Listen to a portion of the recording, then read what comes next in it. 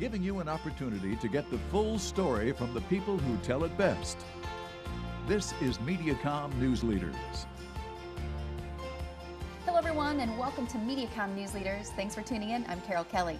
Joining us today from the Cedar Rapids Police Department, Al Fear. Welcome, Al. Thank you. Thank you for having me. So your position with the police department is it's a unique initiative. It's something new, I guess, for the area. Can you tell us a little bit about that? Sure.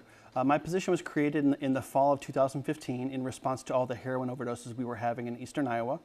It's a co-partnership with the United States Attorney's Office. And basically my job now is to travel the state of Iowa and educate communities on the opioid epidemic, what is currently happening in the United States and what's coming our way from the East Coast. So I travel quite a bit, and to date we've had over 25 town hall meetings throughout the state. We've educated thousands of people, and we're working to do everything we can to slow down the people who are becoming addicted to opioids.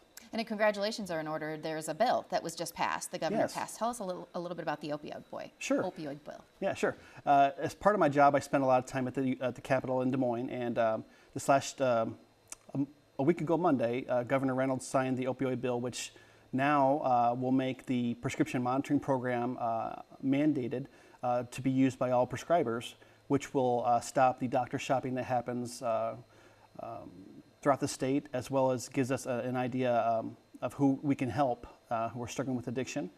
It also gives the people who are struggling with addiction the Good Samaritan law regarding opioid overdoses. Statistics have shown that over 90% of people who are struggling with addiction often use with other people, but they're often found by themselves, by the ambulance services. So people are afraid to stay in fear of being arrested for possession of drugs and whatnot.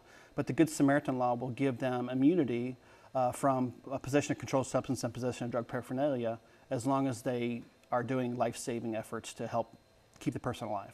Talk a little bit about where we're at when it comes to helping people who are struggling with addiction. Sure. Right now, throughout the entire state of Iowa, we are lacking a lot of treatment resources, unfortunately. We're doing the best we can to beef up a number of services to provide people who are struggling with addiction. ASAC here in Cedar Rapids has done a fantastic job. They just got a $500,000 stipend from the Lincoln County Board of Supervisors, which is going to really help them by adding more nursing staff and more features to help people who are struggling with addiction. But overall, throughout the state of Iowa, we are still lacking, and we need to continue to push forward on adding more and more treatment resources. Do you feel like this problem, we're at the head of this problem, we're trying to take this on and really stop it? I think we've made some really good headway right now, especially with the opioid bill that just been signed. The bill's not perfect, but it is a step in the right direction. And just considering where we were at 2 years ago, it's night and day difference. We are definitely making sure that everyone in the state knows what's happening and how to prevent it and how to help those who are struggling with addiction. Unfortunately, here in the state of Iowa, it's not scheduled to peak for another 2 to 4 years.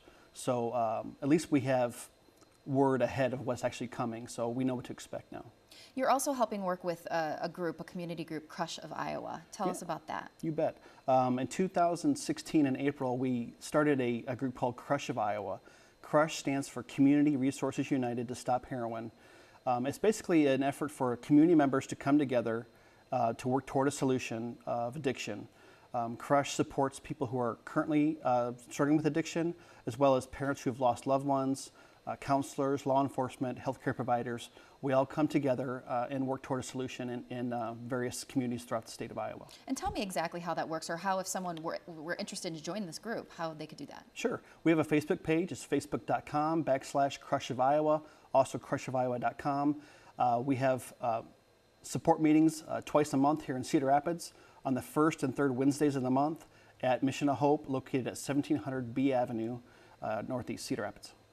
Again, where could somebody learn, I guess, a little bit about some of the things that you are working statewide to help with this initiative?